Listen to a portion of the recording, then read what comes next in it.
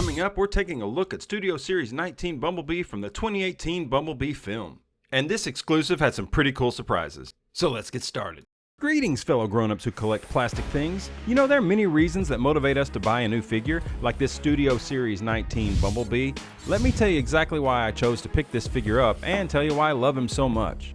It all started when I picked up Studio Series 116 Bumblebee. He's great, but he does still have some issues, so I decided to compare him with Studio Series 20 Bumblebee, which is really just a golden repaint of Studio Series 18 Bumblebee, but I don't have that one. I do have the gold one though, and I have to say, I actually still really like it and prefer it over 116.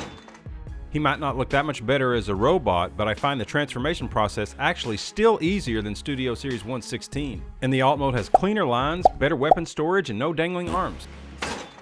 He also came in very cool and unique packaging for a Studio Series figure, which I still have, but I'm not going to dig it up for this review. But it wasn't as unique as I thought, because it's Volume 2, so of course there should be a Volume 1. And honestly, that's how I learned this San Diego Comic-Con exclusive existed. I'm sorry, I was busy back then. So in this flashback review, we're going to take a look at Studio Series 119 Bumblebee from 2018. Y'all remember 2018, right?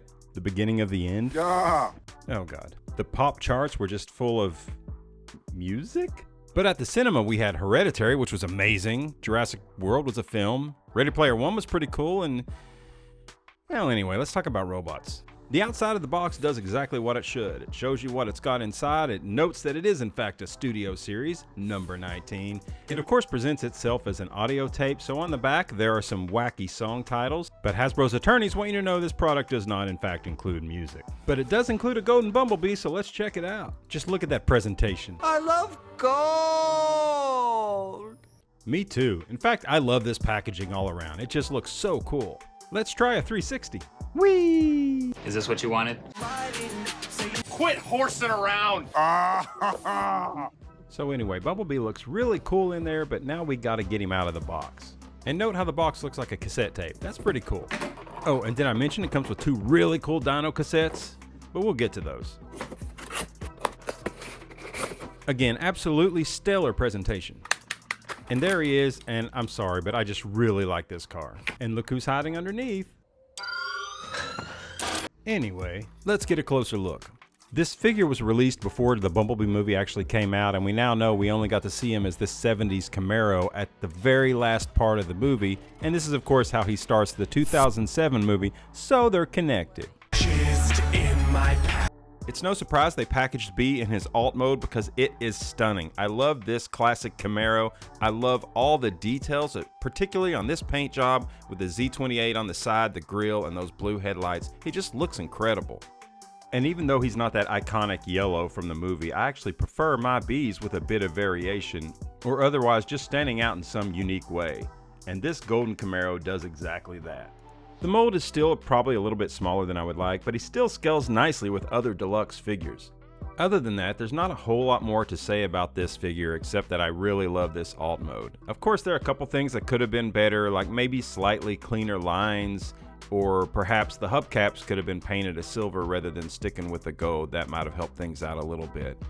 But honestly, that's really just nitpicking, and I'm quite happy to own this golden version of this Bumblebee mode and don't feel like I need to pick up the original. I'm just going to stick with Golden Boy. Correct me if I'm wrong, but I believe the biggest issue a lot of people had with this was the transformation, and I do have to admit it is quite fiddly. Pulling that hood off the front was really tough, especially the first time around. I did use the instructions and literally followed them step by step, and of course they weren't the best, but I was able to eventually get through it and get him transformed. But certainly this process is a little rough, and especially I think with this plastic and how it feels, I can understand why it would make someone nervous that this thing is going to break over time. You just have to be really gentle with it, and you really have to understand the steps, and if you're having to force something, you're probably not doing it right, and you may need to check again. While I still think I prefer the alt mode for this particular Bumblebee, I have to say the robot mode is not as bad as I expected it to be. Especially I think with the gold paint and the details, he looks really good. And again, while I don't have the original Studio Series to compare him to, I don't really think that it would look any better than this. What I don't care for too much is his included arm cannon. You're of course meant to just pop off his right arm and then attach the arm cannon, but this joint is terrible. It's actually come out of the upper arm for me, and I put it back in. I'm not even sure if I put it back correctly, and I have a lot of trouble getting this cannon to attach. And though I guess it's cool that they included it, it just doesn't look that good, and like I say again, the joint is just really bad. Was the original like that? And of course the weapon storage is pretty inelegant as well, kind of like the new Studio Series 116 Bumblebee, and nowhere near as cool as Studio Series 20. I just don't like this accessory. Those negatives aside, I'm still pretty happy with the robot mode. I especially love the gold and silver and the way the black accents it. I just think it looks really cool, and I prefer this to the yellow. Unfortunately, I do not believe Scan Series Bumblebee has the same opinion. Oh God, don't do it, bro! Oh. Hey, remember those Dino Cassettes I mentioned when I was first unboxing this figure? Let's talk about those now. Included with this golden Bumblebee are Dino Cassettes Dairu and Uruaz. Dairu is of course an Autobot, but Uruaz is actually a Decepticon. The modes for these two figures actually originated in the 80s in Japan as W Cassettes or Dino Cassettes. Hasbro reissued them in 2018 in Studio Series 19 and 20 Bumblebees and later in the G1 Vintage line. The two cassettes actually combined to form the character Leg Out, although this isn't quite accurate as Leg Out should have the green top and the solid blue leg bottom. But this is where it gets interesting and maybe a bit confusing. While Studio Series 19 comes with Dairu and Uruaz, Studio Series 20 comes with Dairu and Uruaz. And if you haven't guessed it by now, Uruaz is the negative Decepticon evil image of Dairu, and Uruaz is the evil Decepticon negative image of Dairu. Got that? Long story short, if you have all of them, you can create Leg Out properly. So all you really have to do is disconnect Uruaz from Dairu, and then just grab Dairu and connect him instead. And now you have more accurately created one of the smallest combiners, Leg Out. And by the way, have you noticed how these Dino Cassettes all have the rub signs on them? I think that was a really cool touch. So that covers the neat pack ends of the Dino Cassettes. If I got any of the names wrong or messed up anything else, you can tell me in the comments, but do it with a super thanks or I'm not going to read it. And in case you're wondering, yes, these cassettes are supposed to be able to fit in G1 Soundwave and any of the reissues of that figure. But for some reason, I could not quite get them to fit into mine to at least close the door.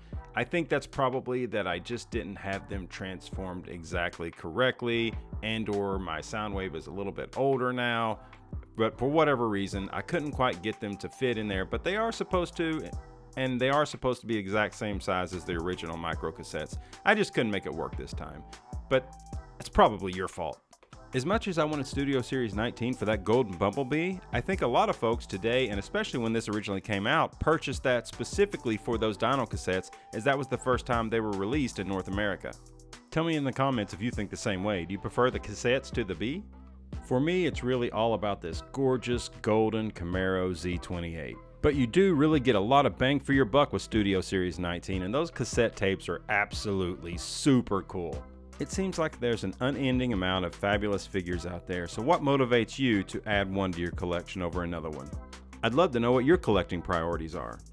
As usual, thank you so much for watching. I really hope you enjoyed it, and if you did, please like this video, please comment, and also subscribe, and hit that bell for notifications. I don't know about you, but my YouTube homepage often shows me stuff I've already watched 3 or 4 times rather than showing me new things from people I've subscribed to, and that's kind of a bummer. So hit that bell and watch out for new videos, and like I say, just thank you so much for watching, and I hope you have a wonderful rest of your day.